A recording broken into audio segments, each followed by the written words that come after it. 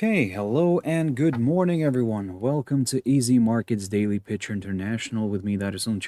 Today's the 14th of August, 2023. So, welcome, everyone. Welcome to this Monday's morning session where we're going to have a very quick look at the markets, a few of the charts, the usual stuff. But before we do that, as always, let's quickly have a read through our risk disclaimer. So, the content we produce does not constitute investment advice or investment recommendations and should not be considered as such. This material should not be taken as an invitation to acquire any financial instrument or product.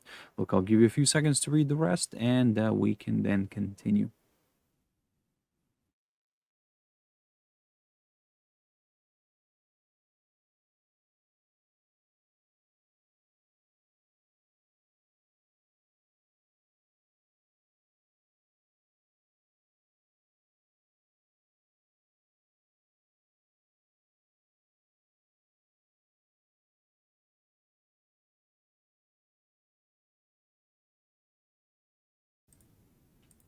Okay, so now then, also just before we jump into the charts, just a quick mentioning of our Easy Markets website, which you can always check out for more information about us, guys. So, feel free to reach out to us if you have any questions.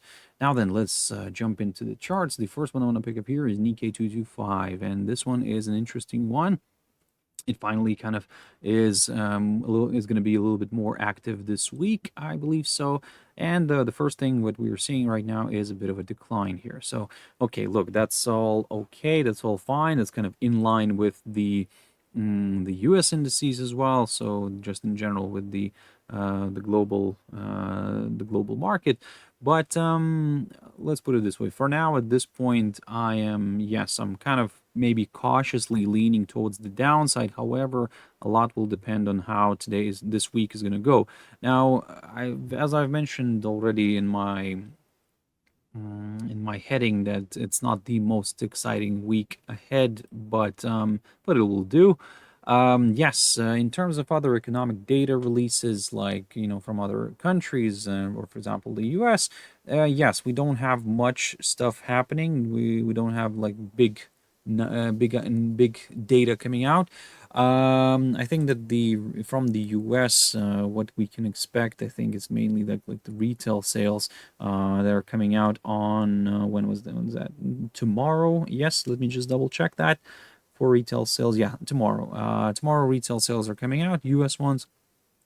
We have the Canadian CPI numbers as well tomorrow. Today, it's not a very exciting day today from the economic data perspective, but tomorrow it will start. Yes, a little bit more interesting. China numbers are going to be coming out tomorrow as well. We have the Chinese retail sales, unemployment rate, and industrial production as well from China. So that's going to be, like I said, Tuesday could be quite an active day. Look, just to let you know, just to remind you that on Tuesday, there won't be a Daily Picture International. Will resume on Wednesday. But don't forget, like I said, tomorrow we do have some CPI numbers from Canada as well, and as I said already, retail sales from the US. So keep an eye on those. But look, for now, from the technical perspective, yes, although I'm cautiously leaning towards the downside on this one, I would actually prefer to get a drop below the 31,800 zone first and then start aiming lower. For the upside, previously I talked about the 50-day EMA, but I think it's time to get rid of it get rid of that idea, not the EMA, but to get rid of that idea, because now I think that the easier option is just to be a little bit more, conservative and wait for a drop, not a drop, sorry, a break of this downside line, and then kind of go a little bit higher. So China 50 index. So this one, there we go. Beautiful result here. I talked about this last week. I said to you, wait for this drop below this 13,000 and kind of 60 zone, somewhere around there. And then I said that, look, my next target will be this 12,856 territory, which we managed to test perfectly. That got broken, and yes, I said to you that if we do break that one, my next target is this area near this downside line or even this upside line. Well, we reached the upside line, even better. And yes, we got a rebound from here. I said to you then after that, if you want to go further south, then certainly a break of this upside line is required. And then, yes, we could go from there. Now, look, at this point, in terms of, let's say, examining the upside scenario, I think that the reasonable option here is, first of all, let's get rid of these arrows, no longer needed. And what I'm going to do here is I'm going to wait for a break of this downside line, just to be a little bit more on the safe side.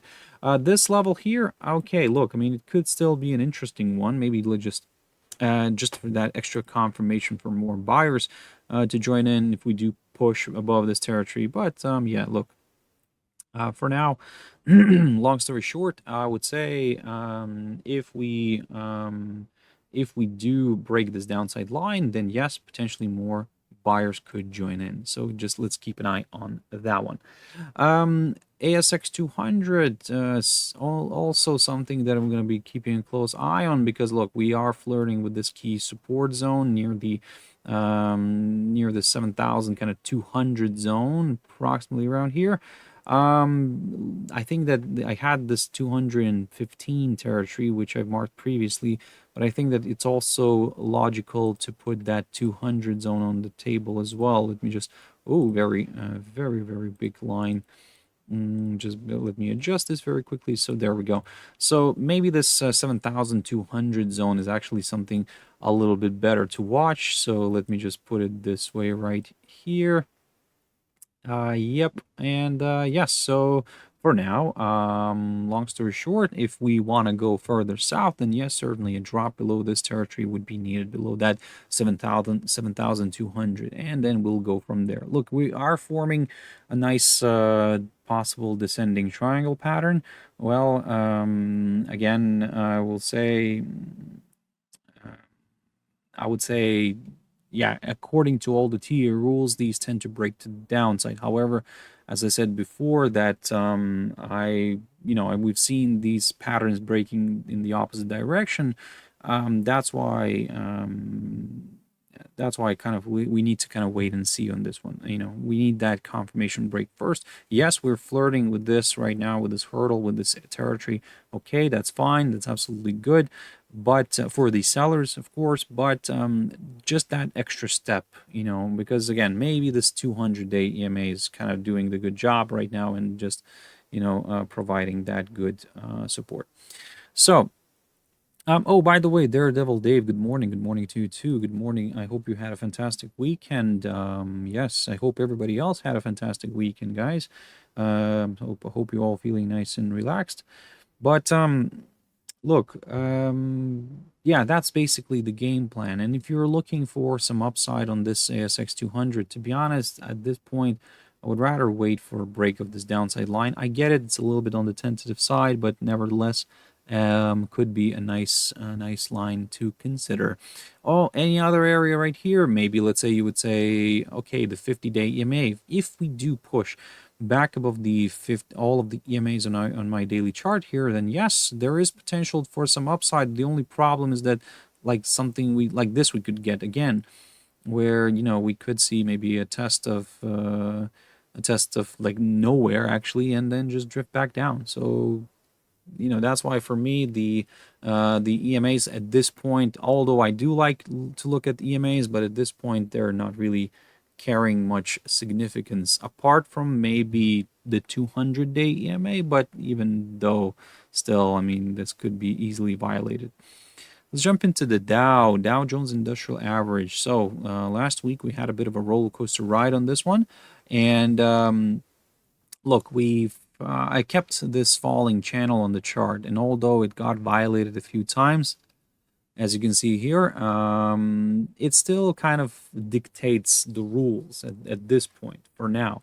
At the moment, I would say we have to be a little bit more on the careful side. I mean, look, although we were showing some signs of positivity in a way, but at the moment, I think that judging by the S&P and the NASDAQ, I mean, Dow is still kind of holding on the best, I think. But judging by the S&P and Nasdaq, which I'll jump into in a bit, those are declining, and those are kind of feeling the heat right now. So long story short, if you are looking for some let's say higher levels on the Dow, well, probably the best option is to wait for at least a break of this upper side of the falling channel, and also a push above the 35,500 zone. For the downside, I would like to see a drop below the 35,077 territory, somewhere around here, just to be a little bit more on the safe side. Yes, we are within the falling channel, and in a way, the trend right now, the short-term trend is to the downside. However, I personally, I like to be a little bit more safe than sorry. So, this area could be a bit of a roller coaster ride. So, if we start breaking somewhere below this zone, then yeah, I'll get a little bit more excited with the downside. The S&P 500. So looking at the picture here, what we can see here is a nice kind of move here. Look, I talked about this as well. I've mentioned that if we do drop below this territory, the highlighted zone, and below the 50-day EMA, my next target will be this upside line. Well, we almost managed to reach that, and I would say, it's a good result already. So I'm not, if we do reach this again and test it, great, okay, that's wonderful. I need to redraw this again now. Just bear with me one moment. This, this small little arrow here. There we go. Oh, no. There we go. I think this is better. So we've managed to drop below this territory. Great. Wonderful. This is what I was looking for. And now my next question, can we rebound from this upside line? Well, look, at the moment, I think that we will get this kind of unknown situation, and we're going to be, I think that the US market will mostly be driven by now other countries, in my opinion, because of the lack of US data this week. I think that yes, it will be subject to China and Japan, because as we know, Japan right now is in this position where the Bank of Japan is planning to intervene, because the USDJPY is kind of knocking on the door of that 145 level, which the BOJ kind of finds it a little bit too much. So, they need to strengthen the yen, otherwise it might go a little bit out of hand.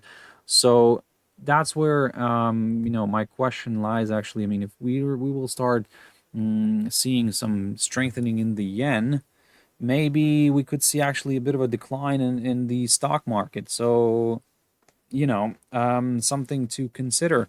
And I'm talking about the US, because everybody will be jumping into the yen then as a safe haven. And, it's like, maybe it's not going to be the negativity of the US stock market, but more of a attractiveness of the yen. But again, we'll have to wait and see what the future will hold, because in general, this week it's more of a, I think it's the Japan will take the spotlight. So let's wait and see, guys. For now, the technical picture on this one, I think that it would be easier if we say that if we want to go lower, I think to wait for a break of this upside line. And if we do want to climb, let's say, higher a little bit, or examine some higher levels, then yes, certainly a break of the downside line might be useful, might be a little bit more useful. So, NASDAQ 100, yeah, so in general, look, I talked about this, and I'm going to stick to my game plan. I said to you that if we do drop and stay below the 50-day EMA, my next target is the 100-day EMA, and then we'll take it from there. At this point, I'm slowly targeting the downside. Look, we do have some of these obstacles on the way lower before the 100-day EMA. We have this low, the lowest, I think this is the lowest point of July. Yep, that is correct. The lowest point of July near the 15,064 territory right here. And the next target is the 14,853. In between here, of course, we do have that psychological 15,000 mark, which could be a nice good target. But again, let's go slowly. Let's not rush into anything. For now, let's keep an eye on some slightly lower levels. I'm not saying that, I'm not considering, let's say, a bit of a corrective move back up and then going down. yes, anything could happen, but look, in that case, if we continue to trade below the 50-day EMA, then yes, if we do continue to trade below this EMA, then yes, my next target is the 100-day EMA. The German, and by the way, in terms of the upside on this one, right, this is where I need to adjust a few things. This is where I almost forgot about the upside scenario. This upside line can go, no longer needed. Now I'm just keeping an eye on this downside one. And if we do break this downside line, great, I will go a little bit more to the upside. I will target that 15,900 zone, 904, something like that. Or maybe the 16,062 territory marked by the highest point of July. Long story short, for now, yes, for now I will keep a close eye on this 50-day EMA because, again, you know, we're stuck here. We're showing some positivity right now on the futures, but even if it does rebound back up here, like I said, as long as it stays below the 50, I'm kind of aiming to the downside. And for the upside, I would like to see a break of this downside line. DAX, DAX, very interesting. And if you remember, last week I talked a lot about this one, and I said to you that, look, we have ourselves a range, right? And the prevailing trend was to the downside. So according to all the TA rules, the best kind of, let's say, the most probable scenario is a break to the downside, because patterns like these, they tend to be like continuation patterns. And so, for example, you know, you have a strong decline, then you get into a range, and it kind of means that the market is kind of settling, you know, and just trying to regroup, and then waiting for maybe the next catalyst. And the moment I can see that, yes, we're trying to break lower, and we are breaking right now. So if we stay below that territory, below that 15,878, then yes, certainly I will go further south, guys, because at the same time we're also breaking right now below the 100-day EMA, so potentially more sellers could join in. For the upside, I'll take the same approach. I need to see a clearance of this territory, the 16,100 zone, and then yeah, we could go a little bit higher. The FTSE 100. So the FTSE 100 is balancing nicely above this territory. So I think that a few lines have to go. I think that this one has to go. Maybe we can get rid of it. This highlighted zone, we can leave it for now. Maybe we'll reuse it. But at this point, look, I'm going to stick to this game plan where if we continue to trade above this upside line, then yes, I will still consider a move back to the upside. However, at this point, I think that the better option is to wait maybe for a push somewhere above this zone, somewhere above this 7,620, something like that. Maybe somewhere around this actually could be better, the 7,611. So yeah, look, I think that's what I'm going to keep an eye on. So I think that this is a much better level to watch. So if we do pop back above this territory, back above the 7,611, then yes, I'll get a little bit more excited with the upside. For now, yes, of course, we are testing this upside line. So this means that maybe we could see a drift lower, but even if we do break this upside line, I will keep an eye on this downside one. Yes, then maybe a bit of a hold up here could be possible. Maybe it could come in line with this little hurdle. Who knows? But again, at this point, yeah, let's keep it simple. US dollar index. So that one broke on Friday. That one broke nicely. Sorry, it broke. Yeah, on Friday it popped nicely higher here. These are the futures, so I mean I have an extra candle here. Don't get confused with that. Look, we did push higher. We stayed above this barrier, and this is what I talked about. And if I remember correctly, I said to you that if we do clear this territory and we do stay above this highlighted zone, then yes, potentially more buyers could join in. However, keep your eyes also on that 200-day EMA. And if that one gets cleared as well, well, guess what? Further upside could be possible. At this point, I'm kind of leaning towards more upside. I am leaning towards this territory right here, this key important barrier, which I believe so, it could be this area between the 103.2327 levels, and then yes, more buyers could join in here potentially, if we do clear this one. But to be honest, I think it's time to grab this one and mark it this way here. And I think that this would be a little bit more logical. Now, in terms of the downside, now previously I talked about this area, but given that we have moved quite a lot away from this, from the zone, so maybe I would say that if you're looking for some lower levels, I will wait for a break of this upside line, and then yes, potentially more buyers could join in this one, and then we could, examine slightly lower levels. Maybe again a move back to the 100-day EMA or the 50-day EMA. Gold. So gold, beautiful decline last week in general. Look, I mean, let me just jump into a weekly chart. You can see that yes, we had quite a decent decline. A while ago, if you remember, I talked about this idea. I said to you, look, if this is going to hold somewhere around here and then rebound and push back up, maybe we'll have ourselves a possible inverted head and shoulders pattern. But if it starts clearing it and slides further south towards this territory, then forget about the inverted head and shoulders and just kind of we can keep an eye on maybe going even further south. Well, in general, I think that at this point, it's no secret that everybody's kind of examining that psychological 1900 level. We're not far from that one. We're below this downside line as well. So, at this point, I would like to see a drop below this hurdle, below that 10, 11 zone, something like that, in order to go lower, although I'm still leaning a little bit more towards the downside, but just for that extra confirmation, yes, if it continues to trade below this downside line, also good, not bad, but like I said, just to be a little bit more sure, or in general, nothing is sure, but I'll, if I still need to gamble my way into all this, then, at least I had tried to approach it from the kind of some sort of logical perspective. Silver. Oh, yeah, and by the way, for the upside on this one, pretty straightforward. The break of this downside line and a pushback above the 200-day EMA might do the trick for a few more buyers. Silver. Silver is, yes, I would say still doing the same thing, going lower. That's all fine.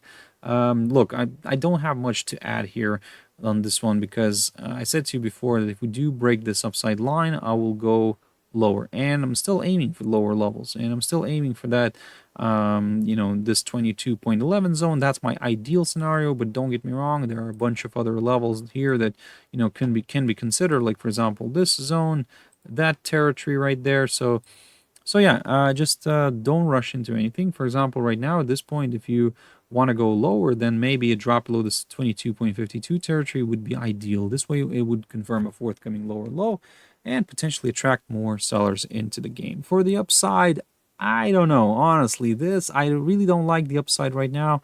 If you're looking maybe for something short term, it's a tricky one. I mean, you're trying to find some sort of logic. I don't see anything for the upside. Yes, don't get me wrong, it might reverse back up and push higher, but there is no logical level. Maybe apart from let's say the Friday's high, something like that, the 22.84 zone, maybe. But then we have this 23 zone as well, which could be a good barrier. It could provide resistance somewhere around here. So it's not really, like I said, ideal for me. I would like to see a sharp reversal first, and then maybe I will see if I can consider like another move to the upside, because at this point I will wait for, if I want to go higher, I will wait for that kind of clear signal, at least for now. Look, copper, something that I wanted to pick up on because, again, everything is working out perfectly. Last week I've talked about copper, and I said to you that if we do drop and stay below this 3.78 territory, my next target is around this 3.68 zone. Well, we didn't really reach exactly that level. We came very close to it, but that's fine. I'll take that as a good result. I mean, 2 weeks ago I was talking about this idea of a rising wedge pattern, which I think worked out nicely. So at this point, I think I'm not going to be chasing anymore. The downside, no, that's fine. I think now the question for me is, will this work? Will this be something to consider? And if we do drop below this 3.68 territory, then yes, potentially more sellers could join in, and we could target the 3.62 territory or maybe even lower. That's my game plan for the downside right now. So if you, I'm gonna go slowly on this one, not really dragging this one way too much to the downside. But look, if you want to go to some higher levels, then yes, a break of this downside line could be possible, and then we'll aim for this 50-day EMA. Yeah, that's a simple approach here on copper. But again, it could present itself with nice opportunities. In general, it already presented itself because I've talked about this a while ago, and if you managed to pick up on that one, great, guys. So now let's not rush into anything, because again, I'm waiting for this one to kind of maybe give me a better signal, and then do some, maybe we can do something about it. Let's jump into oil. There we go. There we go. So look, I talked about this last week. I said to you, keep your eyes on where we're going to end the week. And I've mentioned this barrier, this highest point of April of this year, which was the previous highest point of this year. And now, of course, we've created a new high for this year. Let me just grab a line. There we go. I'm going to mark this one 84.90, approximately around there. That's what we managed to test. That's what we managed to reach. But as I said to you last week on Friday, on my 100th episode, not bragging at all, no. No. But look, I said to you that keep your eyes on that 83.54 zone. If we somehow manage to remain below that hurdle and close the week below it, then maybe we could see a bit of a, downside move, like maybe a bit of a correction. And yes, everything's coming in line with that. I mean, we're breaking this upside line. My next target is this one right here, the 81.52. Yes, I am aiming lower, certainly, but I think that I need to go slowly with the downside. I think that at this point, let's say, let me just grab my beloved Fibonacci's, and this one I'm gonna draw from here to here. Why? Because again, because of this weekly chart.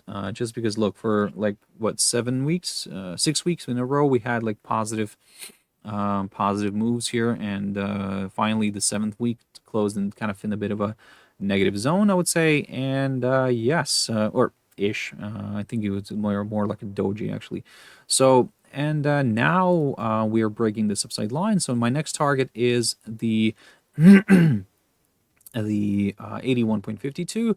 But then it's the 23.6. Okay. So I actually am gonna, you know what? At this point, I think I'm gonna stick to the Fibonacci's. Yep, I'm gonna stick to the Fibonacci's, and I'm gonna show my full love to those. And yes, and then I'm gonna go slowly with that. So first this, then I'm aiming for the 23.6, and after that we'll see. If we do break it, great. We'll go for that psychological 80 zone, which I need to mark, I think, on my chart. Just for that extra, confirmation. It's, yeah, so let's keep an eye on this one. The, is that the same as this one? Oh yeah, actually, you know what? This is good. I like this one. 79.93, roughly the psychological 80 zone. So I have a bunch of levels. Again, apologies for the amount of lines here, but I hope you're not going to get too confused. But let me just explain again. So for now, as long as we stay below this upside line, I'm aiming for the 81.52. If that gets cleared, then I'm aiming for the 23.6 here, this retracement on the Fibonacci. And if that gets cleared, then yes, I'm going to go slowly towards the psychological 80 zone. So basically, little steps slower, not rushing down the hill very quickly, just going slowly. Okay, look, if it falls off the cliff, that's fine. That's even better. But at the moment, look, let's not rush into anything, okay? Bitcoin. Nothing. Not much to say. Honestly, like my level here, it continues to oscillate around my level, around that 29,500. So for now, I would say if we are looking for some Lower levels, you know, you know what, I'm going to probably stick to the EMAs at this point, because if we do fall again and stay below the 50-day EMA, I'm aiming for the 100-day EMA. Simple as that. That's going to be my simplistic approach here on Bitcoin.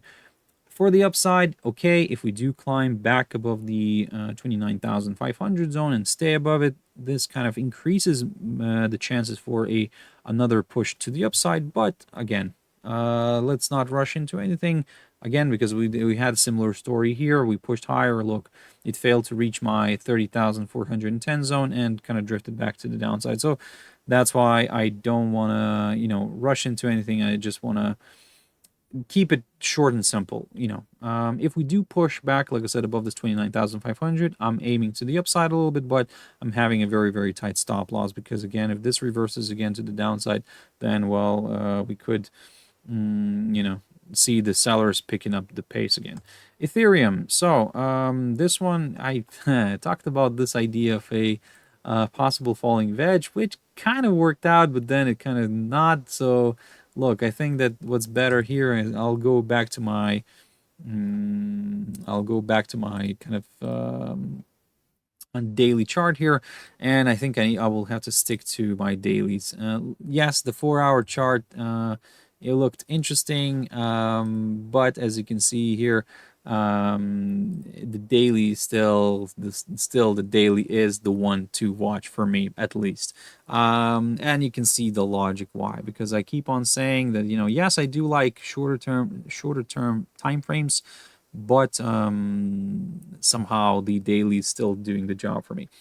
Look, I will stick to the same game plan. If you want to go higher, or break back above this upside line, this kind of not very technical, textbook-ish, you know, textbooky trend line. So if we do push back above it, this is from where I'll start aiming to the upside again. For the downside, I think I need to take a very conservative approach right now, and I'm going to need to wait for a break of this upside line here, drawn from the low, the 22nd of November, and then do something about it, then kind of go lower. Ripple, I mean, the same 50-day EMA, nothing much. So the same 50-day EMA, and still watching that one. So if I want to go to the upside, I need to see a push above the 0.6686 territory. For the downside, I need to see a drop again below the 50-day EMA, and in order for me to start aiming for that 100-day EMA, and then we will take it from there. Dogecoin, look, Dogecoin, I would say, if we want to look at some lower levels, then yes, a break of this upside line, it would be needed. And also a drop maybe for that extra drop below the 0.0718 territory would be nice. But at the moment we're stuck here, we're stuck above this upside line, we're stuck below this downside one. So for the upside, I need to see a break of this downside line. Simple as that. Okay, let's jump into a few pairs. AUDUSD, so far so good. Look, my target again got reached, the 0.6458. I talked about this. I said too that if we, the reason why I've drawn my arrow this way, because it doesn't really fit very nicely here in this little gap.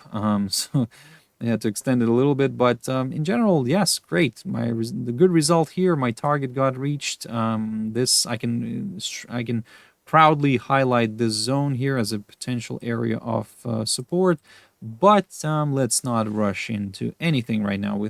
Look, further declines for me would come on a break of this 0.6458 zone, and also if we stay below that. If the body of the daily candle doesn't stay below this area, I'm going to class it as a false breakout, and just, you know, maybe a bit of a retracement back up here could be possible. So you know what, in other words, actually, as long as we stay above the 0.6458, I'm going to consider a bit of a retracement back to the upside here. Another thing here, I've mentioned this this idea a while ago, where I've talked about patterns. Look, this, okay, maybe, just maybe, this could be seen as a possible. Why is it like this? Honestly, come on. There we go.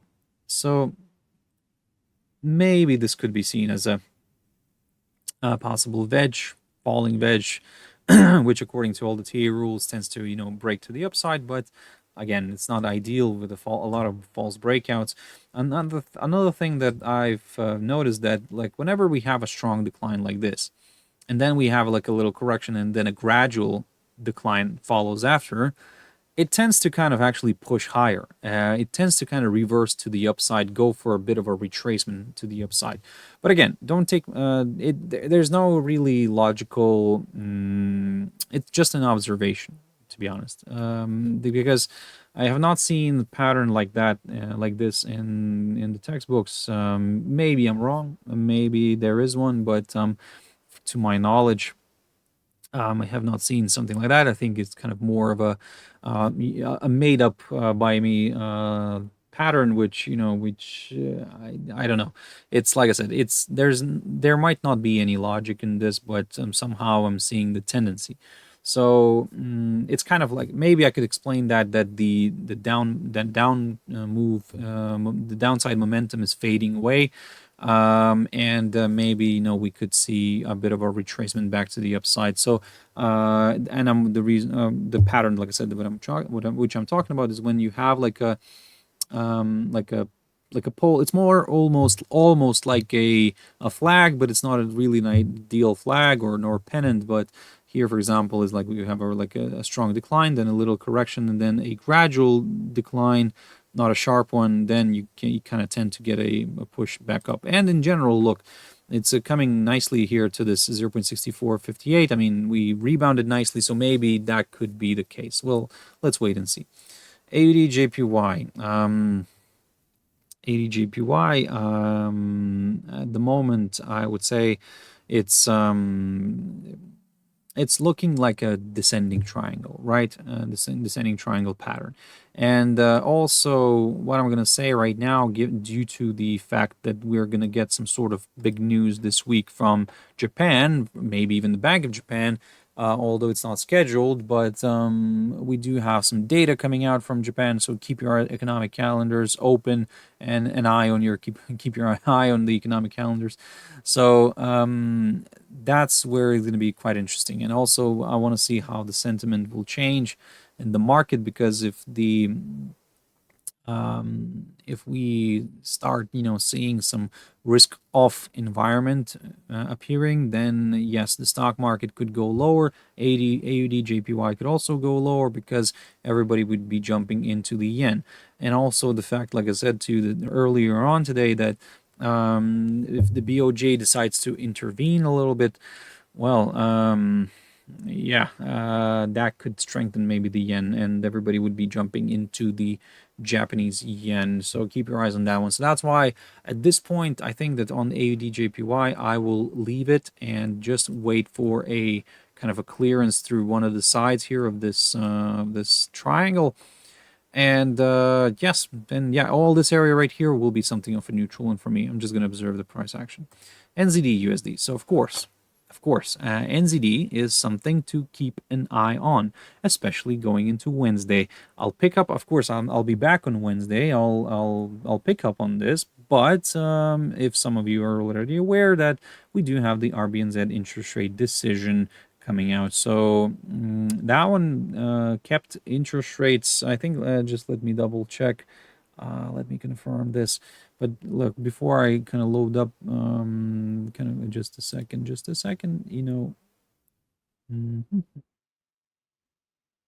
let me just have a look at this very quickly. Yeah, there we go. So RBNZ last time, they kept interest rates the same at 550. Now the question is what's going to happen further. Will they go for another hike, or will they actually keep the rate the same? Now, what I really wanted to quickly check was their inflation number. The last reading was at 6%. There we go, 6%, and I think that was declining. So that's going to be quite interesting to see that how their inflation number will. I mean, look, last time it came out at 6. Yes, the previous one was 6.7. So basically, it's on a steady decline. So in a way, I would say, look, the inflation is dropping, right? I mean, maybe they should slow down with the hikes. And in general, they have already brought the rate quite a lot to the upside. So maybe further increases could damage, could bring actually a little bit more damage than goodness. So that's where, like I said, my tricky bit, my moment is that I'm thinking that they might keep the interest rate again the same in order to see how inflation performs, but performs further.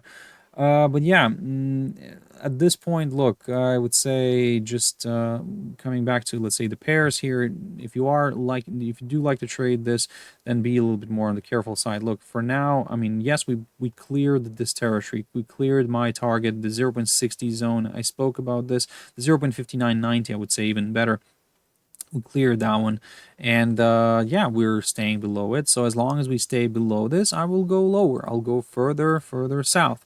So yep, for now, I'm not really gonna do much here or try to invent a bicycle or something like that. No, I'm just gonna stick to my downside and aim lower. We do have some levels on the way to the downside. Maybe this one could be a nice one. 0.5943 zone, approximately around here. Let's wait and see. Let's not rush into anything, but the interesting bit could come. Let's say if we somehow reverse sharply to the upside, we climb back above the 0.5990 territory. Now that's where, yes, from where we could get more excited with the upside, but the upside will be a temporary correction before another possible leg of selling. That's what we're going to be considering, because this downside line is still something to be watched, and as long as it remains intact, the downside scenario is the one to consider. Now, if we break the downside line, great, yes, wonderful, more buyers could join in, and we could go a little bit to the upside here. But look, let's not rush into anything, right? At the moment, I believe that this could maybe drift slowly to the downside all the way up until Wednesday. And then Wednesday morning, I mean, European morning, I'm talking about. And then, yes, that's where, the excitement could come. So just be careful with that one. And let's wait and see. Let's wait and see what's going to happen here further. NZDCHF, similar story. We're drifting nicely to the downside. So far, so good. Look, I mean, we've fell below this territory, right? I mean, I talked about this. This was the lowest point of 2020. If you remember the COVID period where everything sharply here, we fell. And look at this. We just gradually fell below that area. And I don't know. For me right now, looking at this picture, I'm seeing a very, very strong Swiss franc. But again, for how long that will last, I don't know. At this point, I'm continuing to monitor this territory, the 0.53 zone. If we somehow push back above it, I think this is, yes, I think I'll have to just consider the upside from here, and I'll start aiming for the 50-day EMA on my daily chart. By the way, previously I was in a weekly, and then I'll aim for the 100, and then so on and so on. USDJPY. So this is the big news this is the big issue which I was talking about the BOJ interference and intervention, is that, look, we're struggling with that 145 low. I'm talking about from the technical perspective right now, not to mention the fundamental. Of course, it's like a critical level for, not critical, but like a psychological level for even for the BOJ. So if this gets cleared, if this 145 territory gets cleared, then yes, we could see further upside, and we could see maybe a path opening towards the 150 zone or even above that. So let's not exclude those scenarios. Initially, of course, aiming for the 148.85, and then we'll just kind of take it from there. But look, I would say don't rush into anything yet, just because if the BOJ intervenes, then we could see maybe a bit of a retracement here. For me, to the downside, in order to consider the downside, I would say maybe a drop below this 143.90 zone could be ideal. Then yes, I would consider a move towards the 50-day EMA. But at this point, yes, of course, from the technical perspective, I'm kind of cautiously bullish. But what I want to see here is I want to see the body of the daily candle staying above this area. If we just get a strong, sharp push to the upside, and then we, at the end of the day, we still drift back down and stay below this hurdle, well, guess what? This could be an indication for a bit of a retracement lower. USDCAD. This one's also near key resistance barrier, this 1.3462. I talked about this, and I said to you that, look, if we do push again above this, yeah, I'm going to go higher. Simple as that. For the downside, I need to see a drop below the 1.3387, 2073, something like that right here. And then, yep, we could go a little bit lower. In terms of economic data, as I already said, tomorrow, keep your eyes on the CPI numbers from Canada. So those could be interesting. Those could be quite something, you know, that could move this pair. Just because we do have a bit of a lack of data. But in general, look, we have tomorrow we have the retail sales and Canadian numbers coming out at the same time. So expect some, you know, some nice movement here in USD CAD. USDCHF. So this one, I like it. I really like it, but it's not really doing anything right now because it's just oscillating around the highlighted level that I talked about. And this highlighted level, I have to jump back into a monthly chart, and you can see that this is the lowest point of 2021. I said to you before that if we, depending on how we're going to stay here, this month, because if we're going to stay below it or we're going to stay above it, that's where the question, you know, my question is. For now, we're continuing to trade above this highlighted zone. Let me just actually get rid of this one in order not to confuse. So if we stay above this area, then yes, I'm going to consider a larger correction here to the upside before maybe correcting back down again. But again, we'll discuss that later. For the downside, I need to see a drop below the 0.87 territory, and then we could go a little bit lower. GBPUSD. Of course, something that I'm going to be keeping a close eye on this week. We do have some data coming out from the UK tomorrow. We have the unemployment numbers, or in general job numbers. We have the average earnings coming out from UK. So just keep an eye on those. That could be a bit of a mover, but the main mover, I think, will be Wednesday's number, CPI number in UK. And yes, look, if we, let's say, for example, tomorrow don't really move much here and we stay in this kind of triangle pattern, well, prepare yourself maybe for Wednesday then in that case, because again, like I said, maybe the CPIs will move this pair out of this territory. GBPJPY, so very good barrier right now. This 884 zone is still providing good resistance. Similar story as with the USDJPY, because again, maybe the same stories with the pound, where, you know, that's like seen as a critical level for the BOJ. So yes, at this point, I would say just keep an eye on that. Keep an eye on this territory. And if we do break above this barrier, this 184 zone, then yes, potentially this could open the door towards higher levels. And then I will start aiming for the 100 and maybe 90 level itself, maybe 186 initially, then 188, and then 190 zone. But at this point, let's not rush into anything for now. Let's keep an eye on this. Now, my downside scenario was from around here, from around this territory, this 180.75, 76. I talked about this last week because this also coincides nicely with the 50-day EMA. This is what I was kind of hoping for. It's nicely, yes, it's a very good area to watch, but I think that, you know what, we could start looking at some lower levels already, maybe from this 183.25 zone, just to be a little bit more safe side here. So yes, we do drop back below it, then yes, I'll aim for this 180.75, and then we'll take it from there. EURCHF. So yes, this one is quite interesting as well. I like this one actually because overall we're still drifting lower, right? We're trading below some of these downside lines, which maybe some of you might say they're a little bit on the tentative side, but okay, that's fine. Maybe they will do their job later on. If we do see a push higher, but for that push higher, I need to see a break above this 0.9650 zone.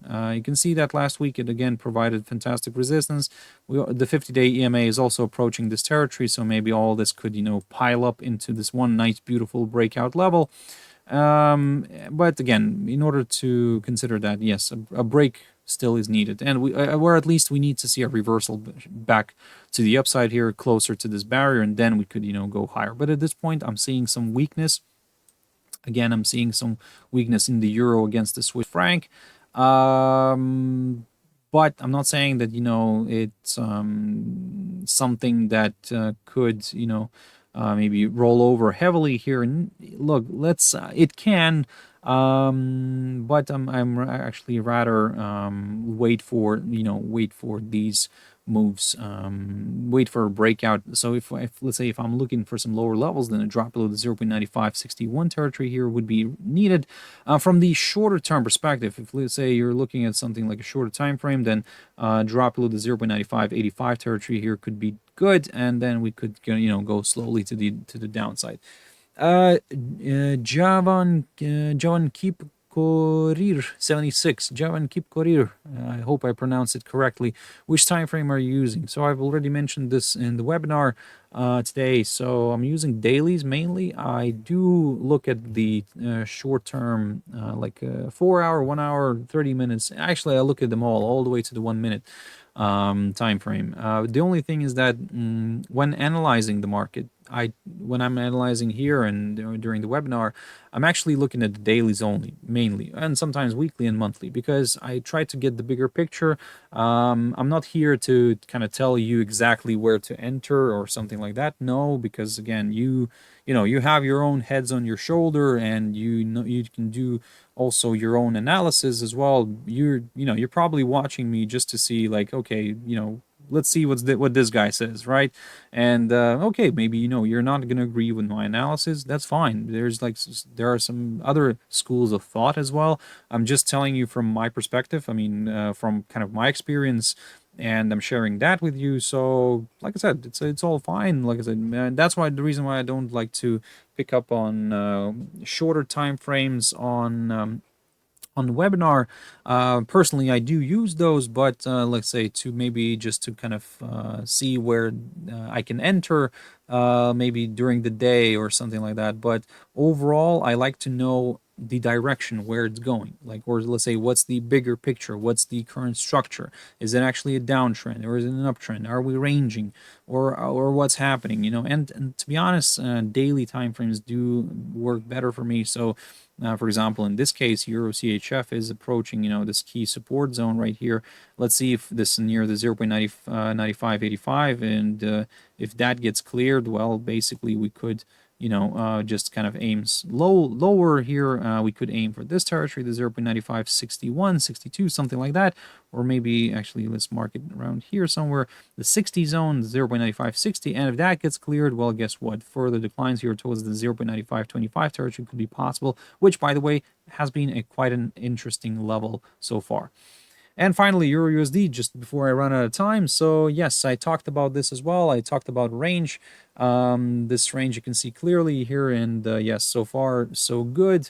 Yes, we're coming very close to this lower side of the range, but again, as I said before, I need to see a clearance of that before I can get a little bit more comfortable with some lower levels. But if you want, because again, at the same time, it could drift lower, test this area, and then rebound and push back up towards the upper side of this range.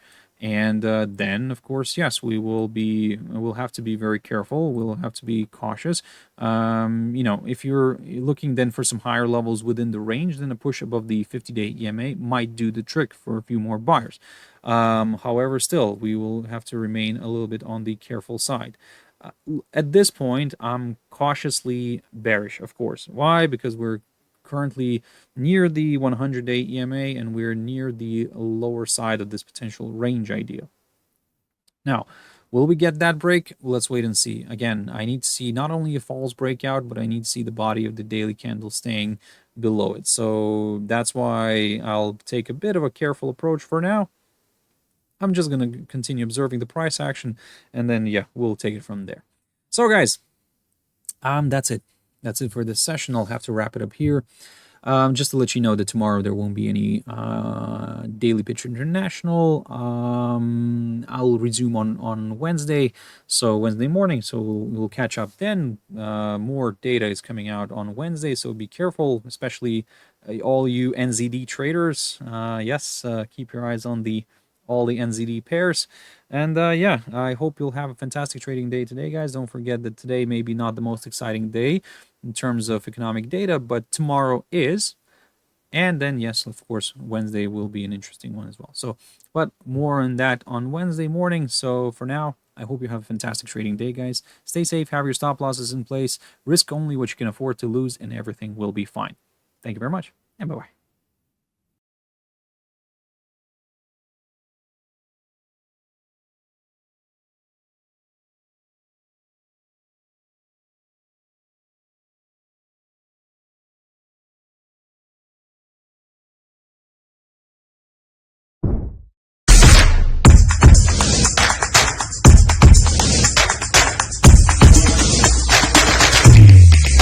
Hey there, thank you very much for watching this one till the end. I really appreciate that. So like this video, we speculate your next mouse movement will be towards the subscribe button.